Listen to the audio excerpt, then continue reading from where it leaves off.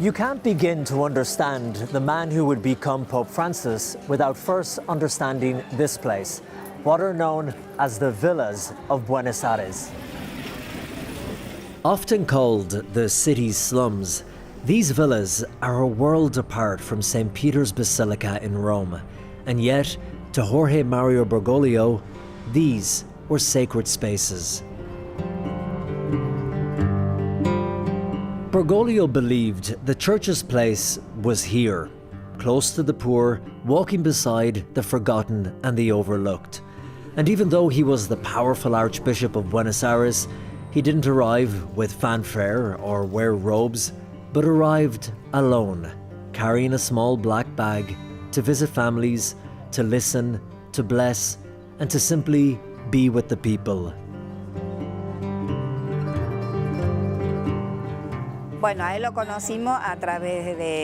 We got to know him because he would come here a lot. He would come at 8 in the morning and together with Father Toto would walk through the neighborhood until 8 or 9 at night.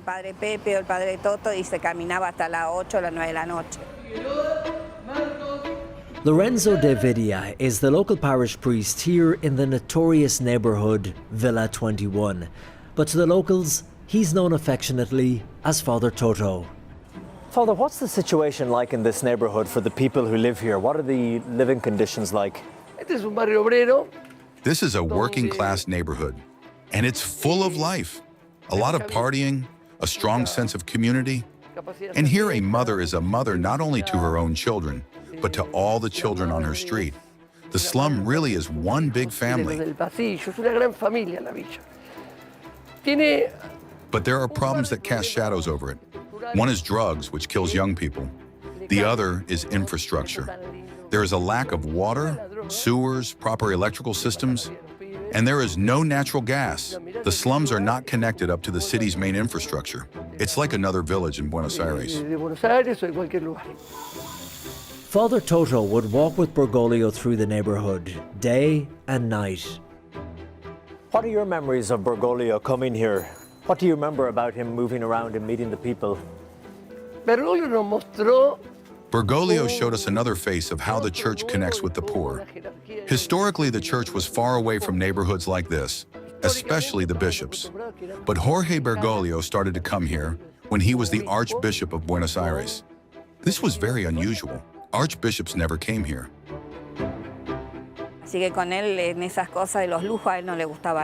He didn't like luxury at all, no.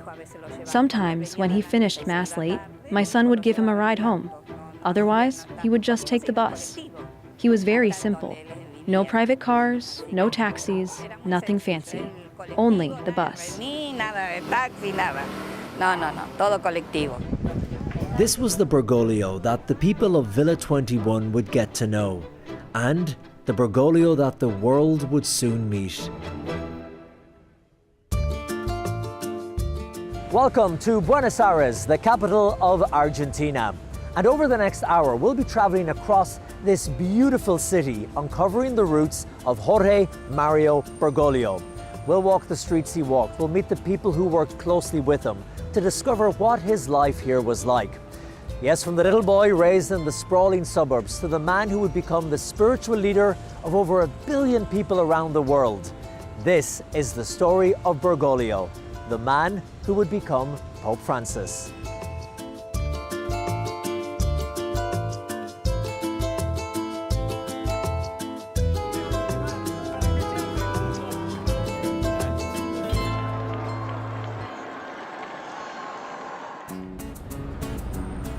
In the quiet suburb of Flores, Jorge Mario Bergoglio was born on December 17, 1936, to Mario and Regina, working-class immigrants from Italy.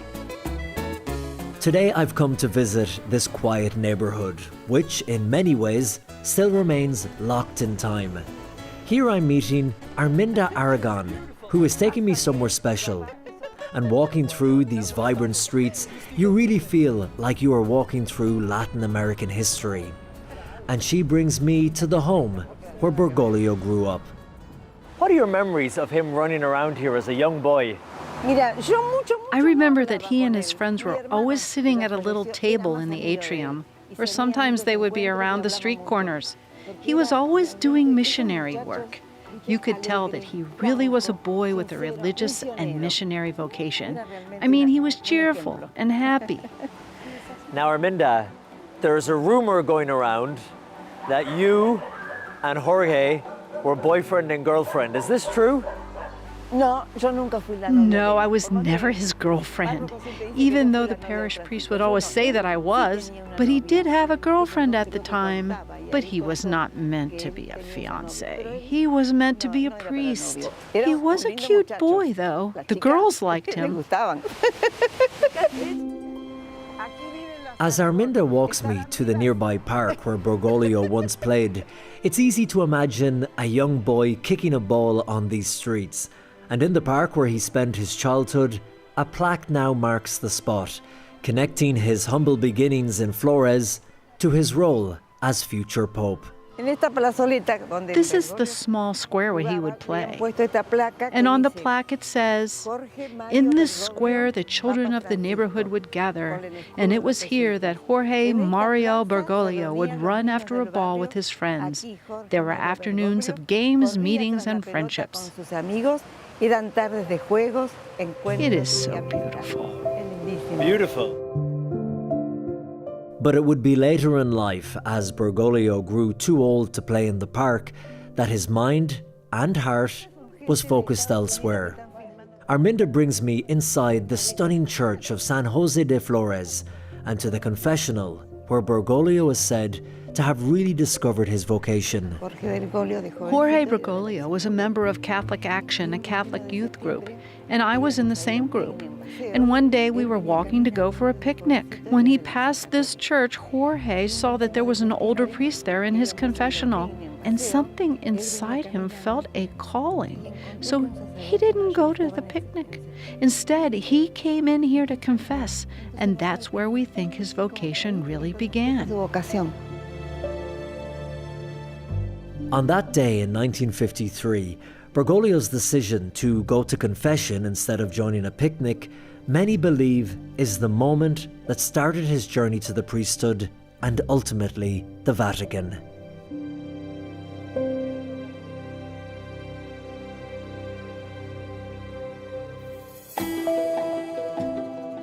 To get a fuller picture of Bergoglio's life, we're meeting someone who's followed his story closely for decades.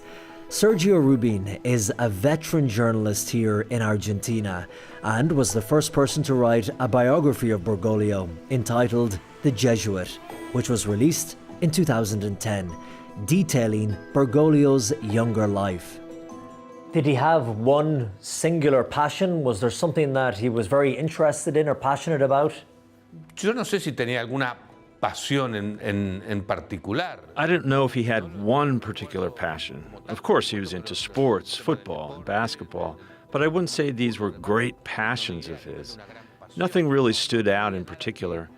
But you could say he had an interest in public affairs, in the life of Argentinians, even from a young age. Sometimes young people are very detached and they don't care very much about what's going on around them, but not him. He cared. Por la vida de los argentinos. That interest in public affairs would later influence his work as a priest and archbishop, though it also brought challenges. And it's also one of the reasons Rubin believes he chose to enter the Jesuit order. He ultimately chose the Jesuits because he liked the discipline, the forward-thinking mindset, and also due to his missionary calling. And so when he entered the Jesuits, he began a very strong religious journey. He had said that he also went through some periods of darkness in his faith, just like anyone. But he felt those times ultimately made his faith stronger. Bergoglio entered seminary in 1958 and was ordained on December the 13th, 1969. As a priest, he quickly became known for his simplicity, humility, and commitment to the poor. The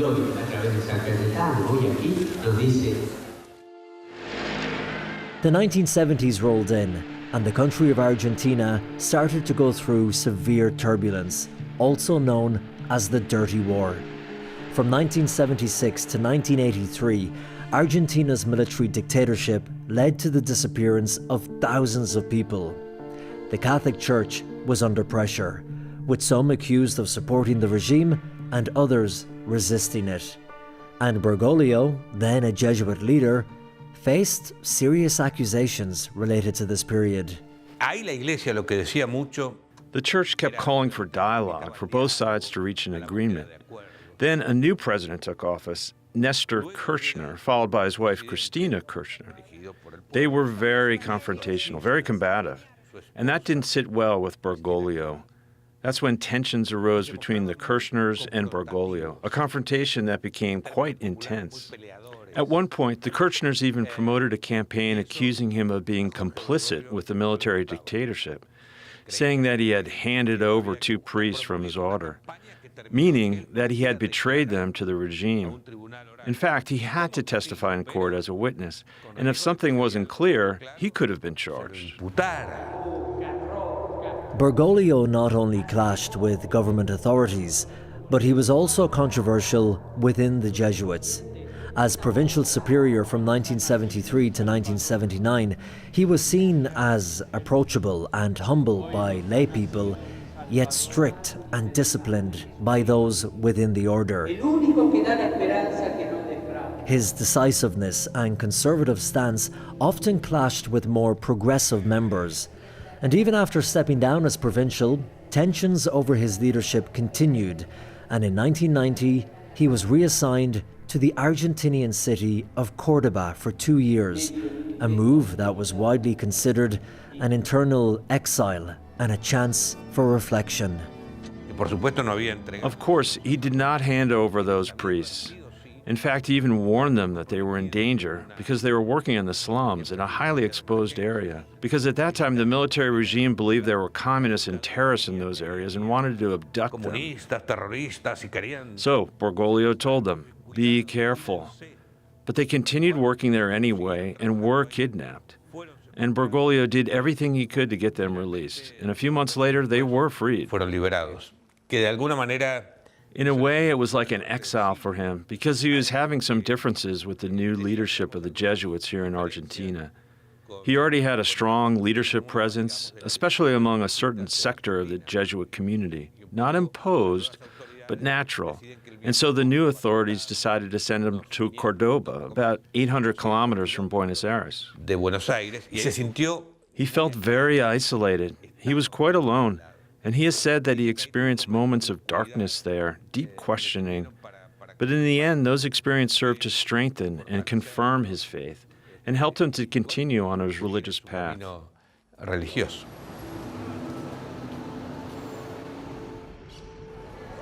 After being removed from positions of leadership within the Jesuits, Bergoglio was moved here to the city of Córdoba, around 400 miles from Buenos Aires.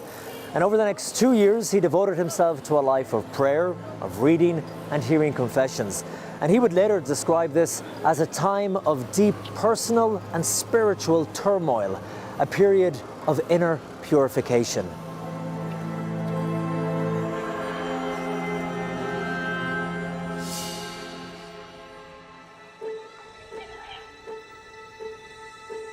Cardinal Ángel Rossi, now the seminary's rector here in Córdoba, worked with Bergoglio, and he remembers being inspired by his leadership.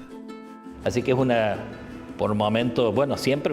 was always a fatherly dimension to the relationship. We weren't colleagues in the sense of equals, but we were close. He always wanted to set an example, and I know that once during a spiritual retreat, he told you, stop, go outside and do what? Yes, that was an experience that says a lot about what he was like, his concern for the poorest, and also the kind of formation he wanted us Jesuits to have. We were on retreat in silence and prayer, and he called me to his room and asked how I was doing on the retreat. I said, fine. Are you eating well? Yes. Is your room warm? Yes. I was surprised by his questions. Then he said, all right, stop the retreat. There's a woman at the door with 5 children. They're on the street with no roof, no food. We can't be in here praying while they're out there. So leave the retreat. And when that woman and her kids have a place to stay, then you can return to it. And so he sent me out. And thankfully, maybe because I felt so driven, we found them shelter quickly. But that shows how seriously he took his concern for the poor. We were being formed to understand. You don't play around with service to the poor. It's something to be lived with seriously. There was another occasion when Cardinal Rossi returned home early after being out in the neighborhood helping the poor. It was winter, cold and raining in a very poor area, and there was no one on the street. It was freezing. So I thought, what am I doing here? I went back to the seminary about an hour early, thinking there wasn't much more I could do. When I got there, he was walking by the door praying. He saw me arrive, checked his watch, and said, "You stole an hour of service from your people. Go back to the neighborhood." He was a man of deep spirituality and a man of leadership, 2 dimensions that are hard to bring together. Usually someone is very spiritual and not a man of governance, and someone very political is not usually very spiritual. It was that style of leadership, his humility and attentiveness to the poor, that would really start to shine when he was appointed Auxiliary Bishop of Buenos Aires in 1992, a role that elevated his influence within the Catholic Church in Argentina and amplified his voice. His influence grew, but so did the challenges he faced in Argentina's complex political landscape.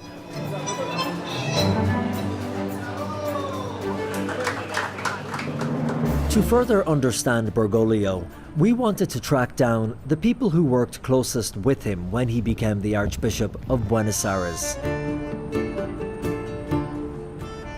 This is a picture that captured the humility and simplicity of Bergoglio.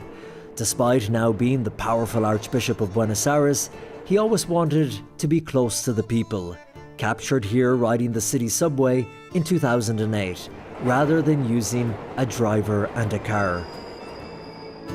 But looking closer at the picture, you'll see a young man sitting beside him.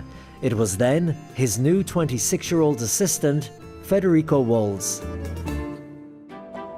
Today, 27 years later, Federico is riding that exact same subway line. And back then, as he sat there, little did he know that the bishop he had just started working for would someday go on to become Pope. Federico, the subway has changed a lot since those days. Yes, it's true. A lot has changed. There were older wooden carriages back then, and now there are much newer trains. But this is the very same subway line we're riding. Do you remember that moment? Yes, I remember it well. We were going to a celebration of Corpus Christi, and you know, people wouldn't recognize him on the subway. Sometimes they might take a second look and say, I wonder, is that really him? St. Peter's. The station was called St. Peter's? Federico was young and inexperienced, but Bergoglio was patient, offering advice and support. And as they worked together, Federico saw how Bergoglio balanced authority with kindness. Well, at 26, I was probably the youngest on his team, and because of my age and lack of experience, there were times when I would do something wrong and he would let it pass. In fact, he would give me advice just like a father would. He would accompany me gently and show me the way with compassion. What was he like as a boss? Was he easy to work with? Could he be difficult at times? And you're laughing now. Well, let's see. If I'm being honest, he was not always an easy boss. But at the same time, he was not a very difficult boss. He was a boss who would tell you clearly how he wanted things done. But then, he would also teach you. If you had a suggestion, he would listen, but always make the final decision. He would have said something like, I like your idea, but it has to be done this way, and here's why. What would you say you learned from him? You know, I learned to trust in the providence of God. Because I was young, I used to think that God wasn't enough. I had to do it for myself. But he taught me to leave things in God's hands and that he will take care of things.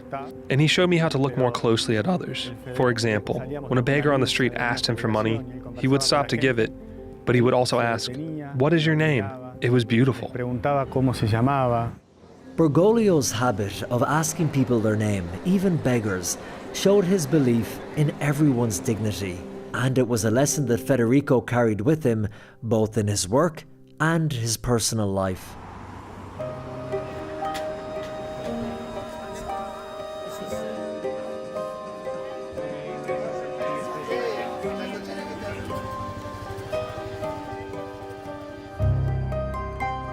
It was here in the city's cathedral that Bergoglio spent some of the most defining years of his life.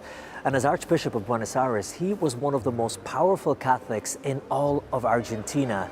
And yet, despite this, he still chose to live a life of austerity.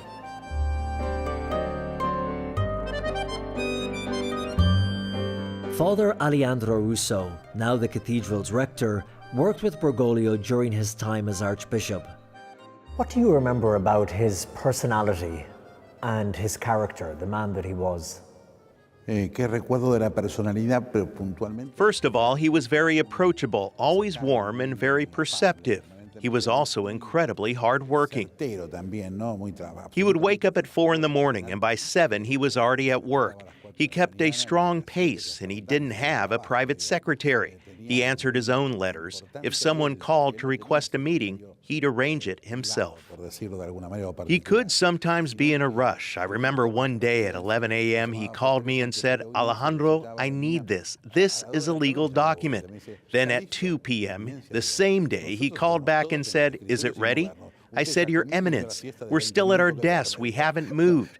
Meanwhile, you've already eaten and taken a 20-minute nap. Give us a little time. We'll get it done. And he laughed. He was aware of his impatience.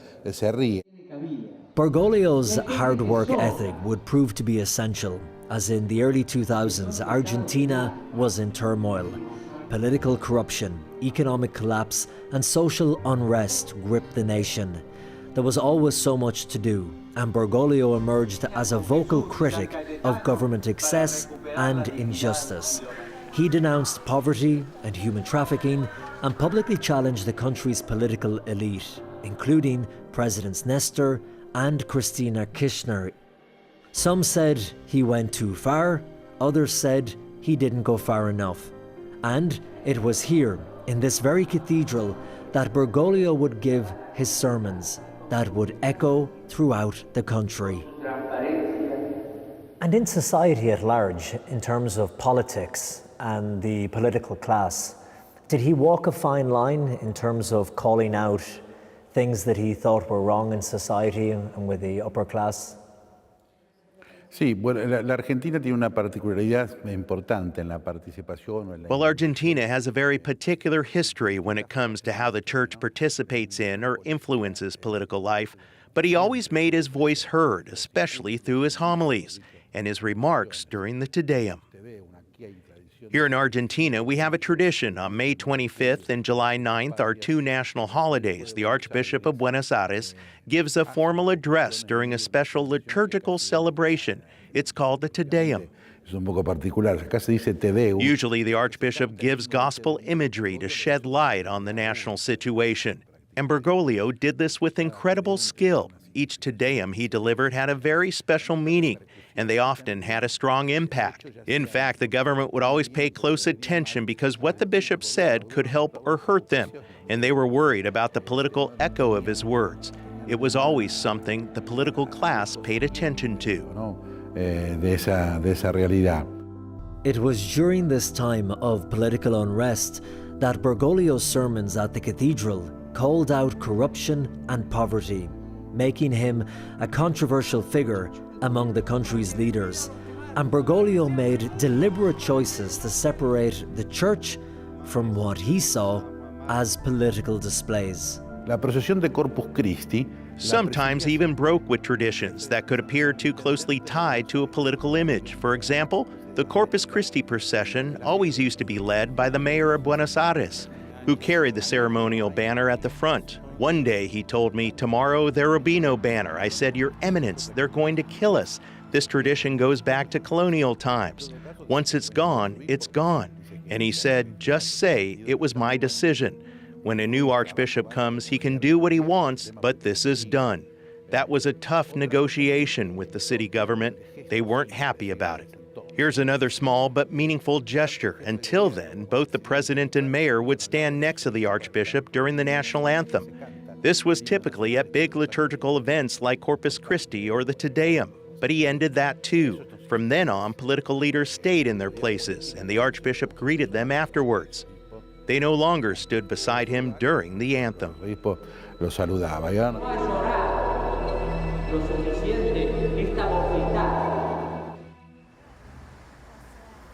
Away from the noise of political fights and the demands of running the archdiocese, Bergoglio often found peace in places like this.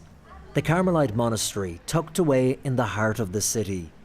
This place is situated in the difficult neighborhood of Constitucion, where there is trafficking and prostitution. The sisters here live a life of silence, of prayer and contemplation. And it may seem a world apart from the bustle of Buenos Aires, but for Bergoglio, these visits were essential.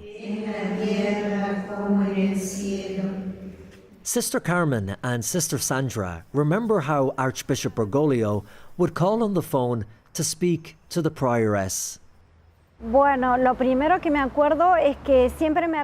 one thing I always remember is how I put my foot in it. It was in 2002, and I was put in charge of answering the phone. And he always called personally, never through a secretary. So I answered the landline, and he asked, "Can I speak to the prioress?" And I replied, "Who's calling?" Because we had strict instructions not to put just anyone through to the prioress. And he said, "Father Jorge."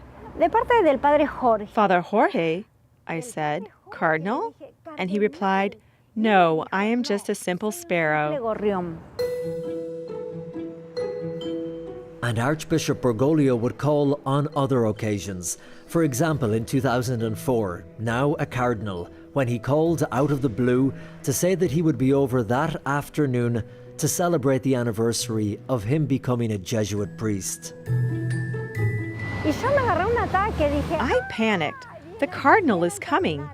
I called the prioress and Sister Marta, and instead of going to recreation, we started cleaning and preparing to receive him. It was one of the most beautiful days we shared. It was the anniversary of his simple profession as a Jesuit. We spent a long time talking, and we have a funny story about trying to get a photo of him because he always avoided photos. We didn't have a single picture of the cardinal. Even though he was already a cardinal, he never wanted his photo in convents or parishes. So we said, "Let's take one ourselves and enlarge it. That way we'll always have one of him as cardinal." But he wouldn't lift his head at all. He just kept it down. Despite his playful objections, the sisters managed to snap a few precious photos of Cardinal Bergoglio, ducking the camera with a smile. The sisters remember him coming a number of times to speak with Sister Beatrice, the Mother Superior. He loved her very much. He would meet with her in the visiting room. He'd say, "Mother, what do you advise?" Or, "I have this problem," or "There's this challenge." He was very humble. I think he knew that we are rooted in the Archdiocese and we're shepherding from within, being a light in a very dark neighborhood where there is child trafficking, human trafficking, and prostitution. And he knew he could trust us, especially the prioress, and talk about things happening in the country or in public life. He could just discuss this with us.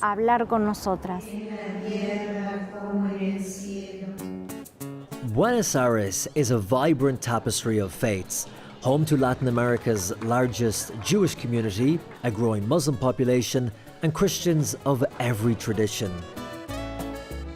For Archbishop Bergoglio, faith was not a barrier, but a bridge to unity.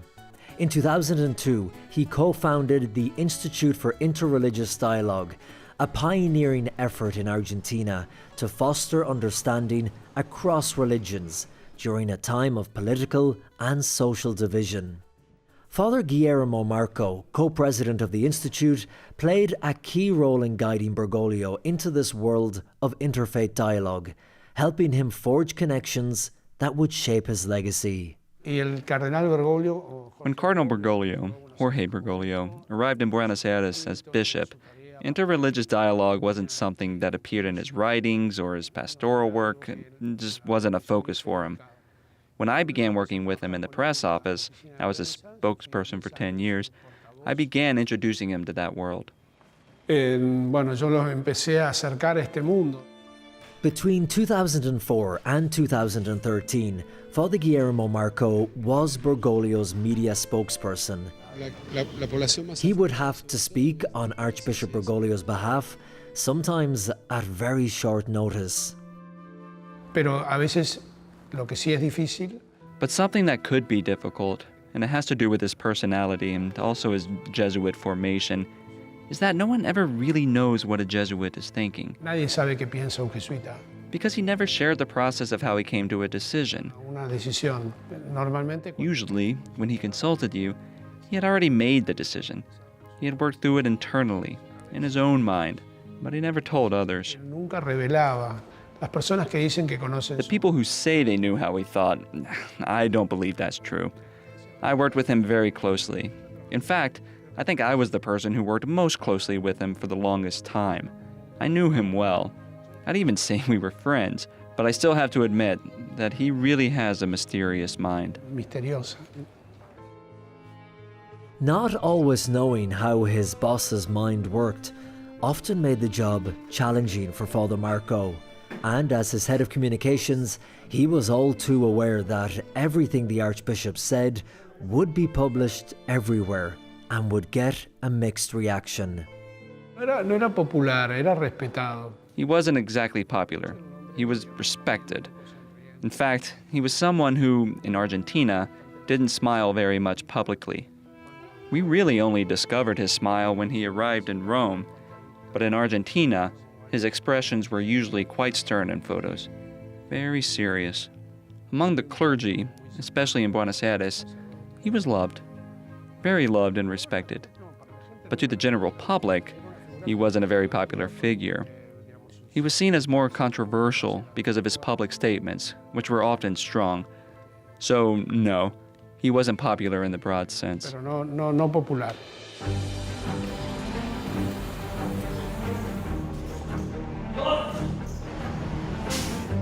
Father Marco, too, remembers the Te Deum Masses that would take place in the cathedral, attended by the Supreme Court justices, members of parliament, diplomats, military officials, and the president, and how Bergoglio's sermons would be front-page news the following day.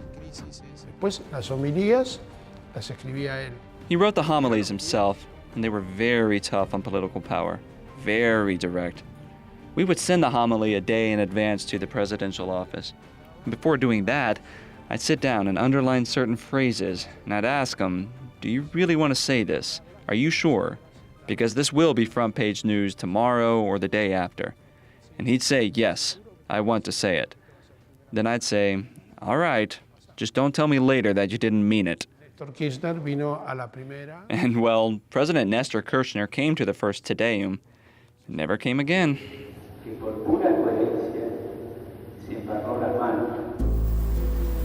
The sanctuary of Our Lady of Pompeii was a spiritual haven for Jorge Bergoglio, where he would come to pray and seek the sacrament of confession. And his confessor was Father Luis Pascual Dri, now a 98-year-old Capuchin friar and cardinal. He recalls a man whose heart was anchored in mercy, even during his years as Archbishop of Buenos Aires. Your Eminence, you were the confessor of Bergoglio. What do you remember of him? No te olvides que Jesús perdonó a todos I remember that he always told me, don't forget, Jesus forgave everyone, so you also have to forgive everyone. He told me to keep thinking about mercy, and really that was his theme, mercy, to forgive, to love, to embrace. I think mercy was important to him because he saw so much misery and poverty around the slums. That touched his heart, I think, and being with those people gave him a real sense of mercy. Father believes that Bergoglio's encounters with the suffering in Buenos Aires' slums shaped his profound emphasis on mercy, a theme that would go on to define his papacy later in life. And his regular visits to Our Lady of Pompeii, where he would pray and connect with the friars, reflected his deep devotion to Our Lady. I know that Bergoglio had a special devotion to Our Lady of Pompeii. Is that why he would come here often? He was very devoted to Our Lady of Pompeii, and so would always come here where he would see the friars, and they really liked him. If there was a feast or any kind of event, he was always here. As Bergoglio's confessor, Father Dree shared with him intimate moments, listening to his struggles and his failings. Their conversations revealed Bergoglio's vision for a church that was rooted in humility and service to the poor.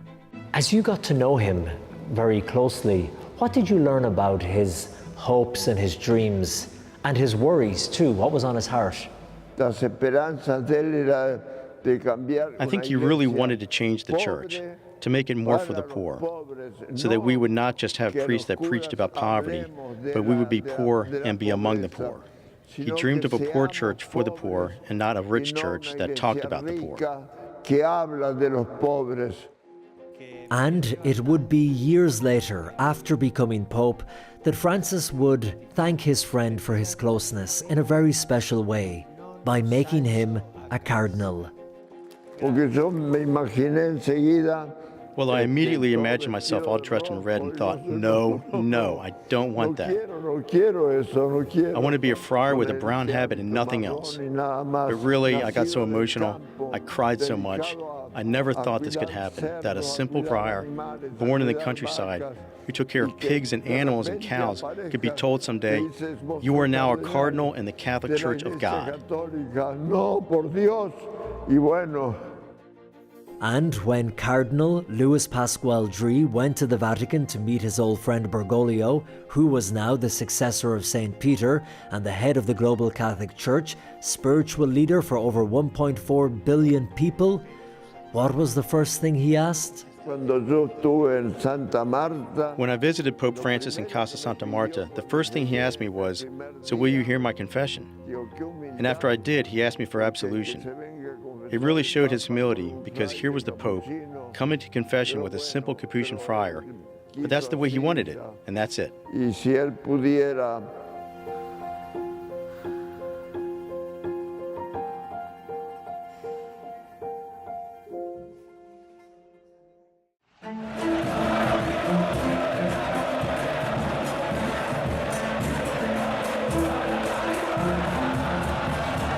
Argentinians are not just passionate about football, they live it. In fact, for many people here, football is a type of faith. And Bergoglio was a huge fan of San Lorenzo. It's a club with a very deep Catholic history. The fans call their players the Crows, a nickname born from their founder's black cassock. And Father Lorenzo started the club as a way to give boys on the streets something to work towards. And inside the stadium, a small chapel offers Mass before every match. Marcelo Moretti is the club manager. The history of San Lorenzo is quite unique, very rich. It's truly moving.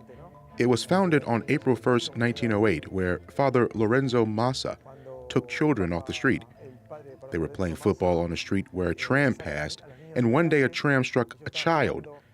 So Father Massa invited them to play at the parish, at the San Antonio Oratory, instead of the street.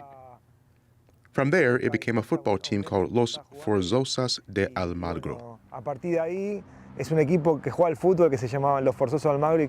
Over the years, it grew and expanded into the club of San Lorenzo. And the story of how it started captured the hearts of Argentinians, including Bergoglio's. the club's social mission mirroring his own lifelong dedication to the poor. Well, Bergoglio was a person who always helped the poor, the most in need. And right across the street is a villa where many children live, not just Argentinians, but also immigrants from neighboring countries. And we're always looking for ways to include them in sports at San Lorenzo. That social connection is something we take seriously. Today, the club is the third largest in Argentina, but they were always proud that Bergoglio, Pope Francis, was their most famous fan. It was even rumored that he was still paying his membership fee from Rome. And just next to the stadium, on the grounds, is the San Antonio Chapel. And to this day, it remains a sacred space where faith and football intertwine. Oscar Lucchini is the chapel's architect. The chapel isn't laid out in a straight line, like big churches usually are. It's built in a semicircular form. We call it a hemicycle. Why? Because the altar is where the celebration takes place, the body and blood of Christ. It's a meal, like in the Jewish tradition, and everyone gathers around the table to take part in that meal. Bergoglio liked that design. I remember that. Back then, there were more benches arranged in a perfect hemicycle when he came. They were beautiful moments.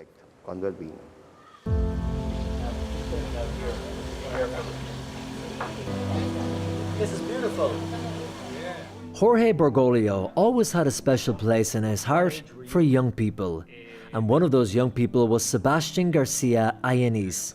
He was a member of the youth Catholic group called Catholic Action and formed an unexpected friendship with the then Cardinal Bergoglio after interviewing him for a journalism project.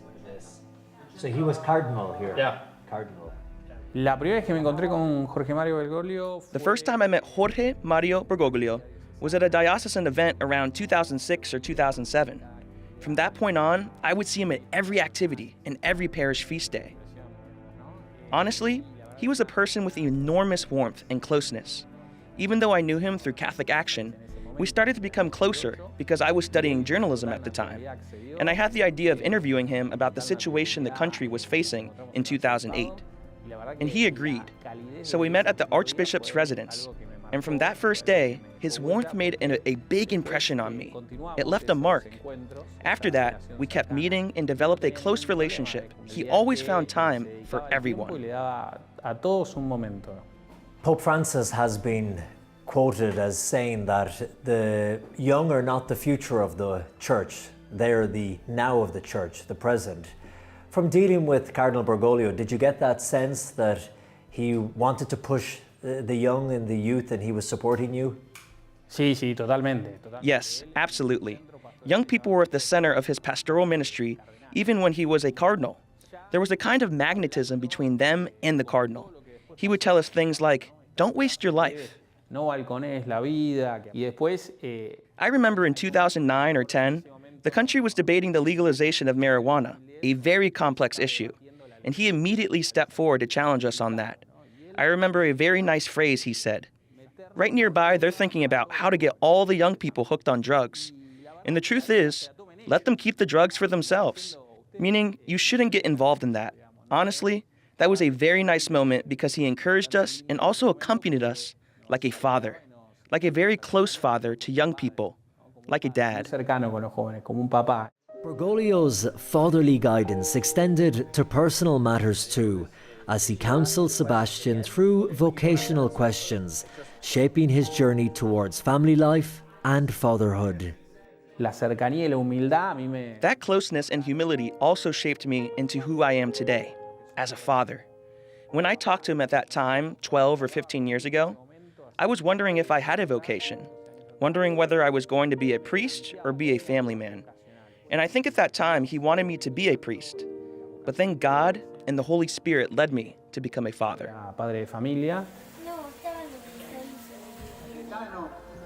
Bergoglio's commitment to fostering dialogue across faiths also left a lasting impact. Through the Institute for Interreligious Dialogue, he built bridges with leaders like Omar Aboud, a Muslim and co-president of the Institute, whose friendship with Bergoglio grew into a powerful symbol of unity. Among the many teachings of Bergoglio, there's one I remember well. He used to say the whole is greater than the parts, and unity is greater than conflict. He believed that while preserving the particular identity of each faith, it was essential to build dialogue.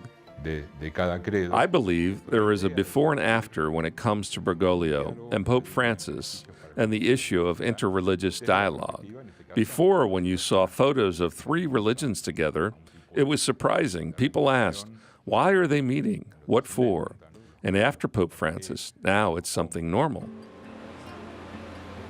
That friendship between Bergoglio and Aboud deepened after 2013, culminating in a historic moment when Pope Francis invited Aboud to join him on his 2014 visit to the Holy Land, something Aboud saw as a powerful gesture. I always felt like a witness. His idea was to show that dialogue was necessary, and in a place as sacred as Jerusalem, which is holy for Jews, Christians, and Muslims alike, to stand in front of such a symbolic place. It was clearly sending a transcendent message, and I was simply a witness who was blessed to accompany him. Sometimes you wonder whether you're worthy of such an honor. We heard today that Pope Benedict will be called Emeritus Pope, and we got a few other details about his life. We know he's going to be spending time at a monastery in contemplative prayer. When Pope Benedict XVI resigned in 2013, it sent shockwaves around the world. For the first time in 600 years, a pontiff was stepping down from the seat of Peter. And even though there was no papal funeral to be had, there was a conclave needed to elect the new pope. Annuncio vobis gaudium magnum, habemus papam. And for the people who knew Bergoglio best, this was an incredible moment. Buonasera. And while there may have been scenes of jubilation from the church in Argentina and from the faithful, from the government, there was a more muted and subdued response. Bueno, cuando fue electo Papa el 13 de marzo.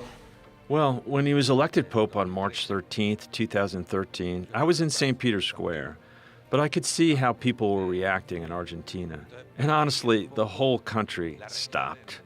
There was overwhelming emotion among the population. As people often say in Argentina, everyone remembers where they were when he was elected Pope. It was a hugely emotional moment for Argentinians. Probably less so for the then President Cristina Kirchner. For her, it was more of a blow. It was hard for her to acknowledge it. She said they've elected a Latin American pope, not even they've elected an Argentine pope. A un argentino papa. Cari fratelli e sorelle, buongiorno. And now that Jorge Mario Bergoglio was now Pope Francis, the eyes of the world were upon him, as well as media scrutiny. Those accusations made against him that he had helped the military during Argentina's dirty war resurfaced. This was when Pope Francis finally responded publicly to these accusations, and the person he spoke to about them was Sergio Rubin. Now, I never saw him show signs of distress or anguish over those accusations, no. He tried to approach it with a Christian attitude. He would say, I'm being accused of things that aren't true, but I have to bear them before God. He saw it as carrying a cross. Ahí decidió, bueno, ahora voy a hablar. El que dice que ayudó a los militares, miente. Those who say he helped the military are lying. They don't know. And those who say he helped others, they're right. But in those days, he certainly helped those who were in real danger, and he put himself at risk to do so. Poniendo en riesgo su propio pellejo. Tensions with President Cristina Kirchner eased briefly in 2013 when she visited Pope Francis at the Vatican in Rome. Their warm embrace and exchange of gifts signaled a moment of reconciliation. Cristina Kirchner, que era la presidenta en aquel momento. Cristina Kirchner, who was president at the time, went to see him. She had been advised to change her stance completely, and so she made a complete 180-degree turn. She went to visit him in Santa Marta and said, I thought you were someone else. I asked you to help me. That gesture on her part was key. It was crucial. because the Pope interpreted it as an apology. And Bergoglio would go on to meet another leader of Argentina who publicly called him a communist and equated him to evil, Javier Milei. They too met at the Vatican, where he apologized to the Pope for his past remarks. More recently, President Javier Milei, who had insulted him in every possible way in the past, said he wanted to hug him, and Bergoglio said yes.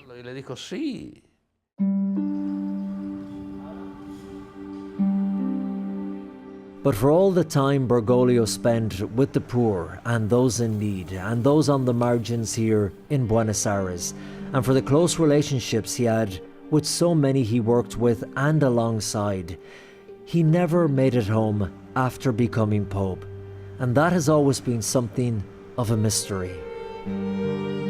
Pope Francis has traveled to South Sudan, to Iraq, to Mongolia, to Papua New Guinea, to other countries in Latin America, but not to his home country of Argentina. Why is that? Well, the question of why he hasn't come to his home country is very much debated here. Why hasn't he come? Look, first you have to understand Jorge Bergoglio's mindset. Many people say he should have come within the first few months of being elected Pope. But for Bergoglio, that was unthinkable. To him, that would have meant prioritizing his own country, where he had already lived for 76 years, over other places he had never visited. But in my opinion, the deeper issue was the growing political divide, what we call la grieta, a very deep polarization. These divisions didn't just start then. They had been around, but they had worsened, and he himself was pulled into that divide. Pope Francis has traveled all over the world, but he's never come home to Argentina. Why do you think that is? That's the million-dollar question.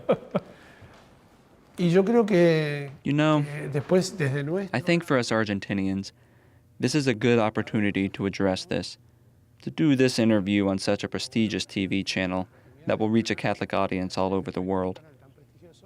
We Argentinians are rather particular, and I think we also have to ask ourselves why he never came home.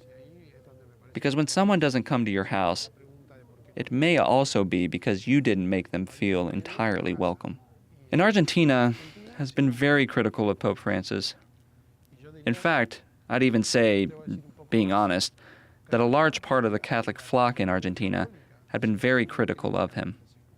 We must ask ourselves if we made him feel truly wanted.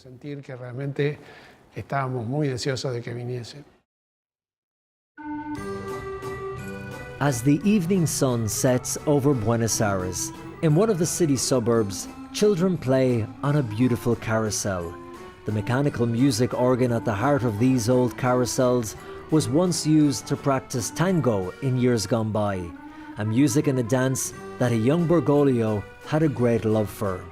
And in a coffee shop overlooking the square, I'm meeting Jose Ignacio Bergoglio, Pope Francis's nephew.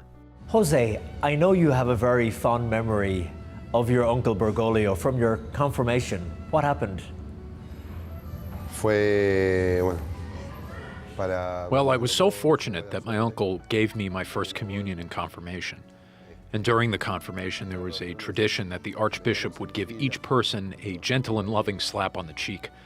I stood in line with my classmates, but when it was my turn, he saw me. Jorge gave me a much harder blow. Then he winked at me and smiled. That's one of the things that I admired most about him, that he was able to turn a serious moment into something fun. Para hacer de algo serio un momento también que se disfruta. I remember that he was a great counselor for me. You see, I grew up without a father, and so he was one of the figures I looked to as a father figure. Someone who could advise you, who challenges you, who accompanies you. That was Jorge. He and my uncle Albert were the two most important men in my family, and he would also correct me when I made mistakes. For the Bergoglio family, that ethos of looking after and encouraging each other is, Jose says, what also helped Jorge Mario Bergoglio deepen his faith and discover his vocation for the priesthood. Without a doubt, it was his grandmother Rosa who was such a great influence on his religious vocation and his journey to the priesthood. She was the one who taught him about reading religious books and the one who supported him the most with his decision to love God and also all of mankind. And when, in 2013, white smoke emerged from the chimney at the Vatican, Jose Ignatius Bergoglio watched live on TV in amazement as he heard his uncle's name being called, and then the name Pope Francis. I began to shake. I never expected that Jorge would be elected as the Pope. I was standing there right in front of the television in shock. Then all of a sudden the phone started ringing and ringing, but all we wanted was for the world to be quiet for a moment so we could comprehend what was happening.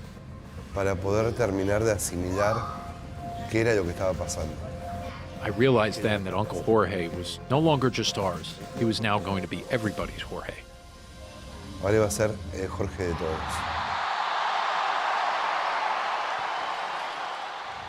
Now he was everyone's Jorge.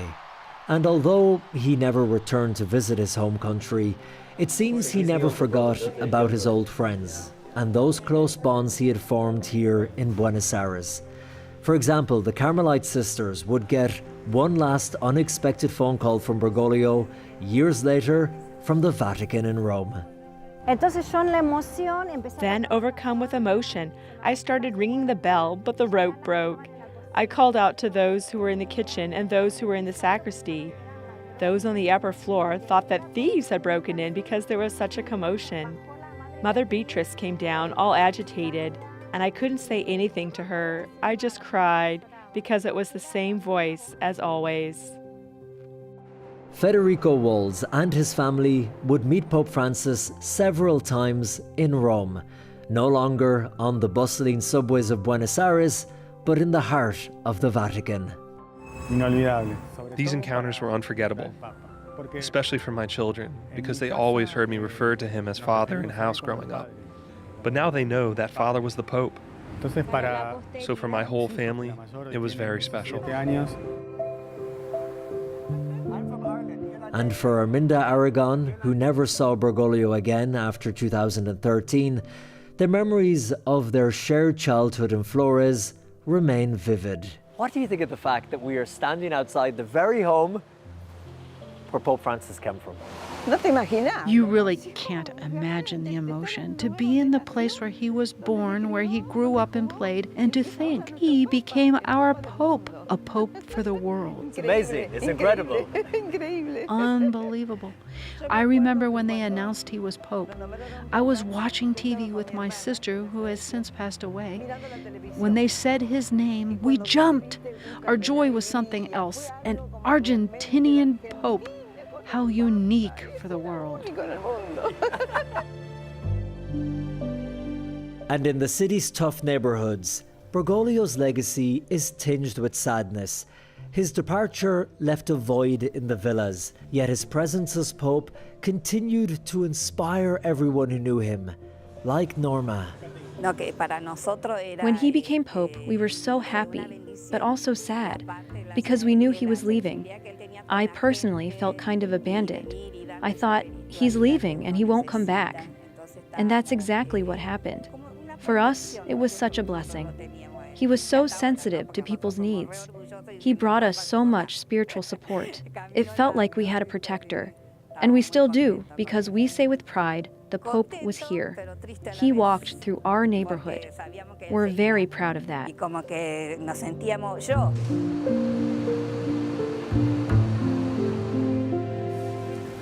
Jorge Mario Bergoglio's life here in Buenos Aires was one that was marked by a genuine closeness to the people, especially the poor. And these beautiful encounters that he would have had undoubtedly went on to shape his papacy. And although he never made it home to Argentina, as you've seen, his legacy here lives on. Until next time, thank you so much for watching this EWTN News Special. And from me, Colm Flynn, it's good night from Buenos Aires.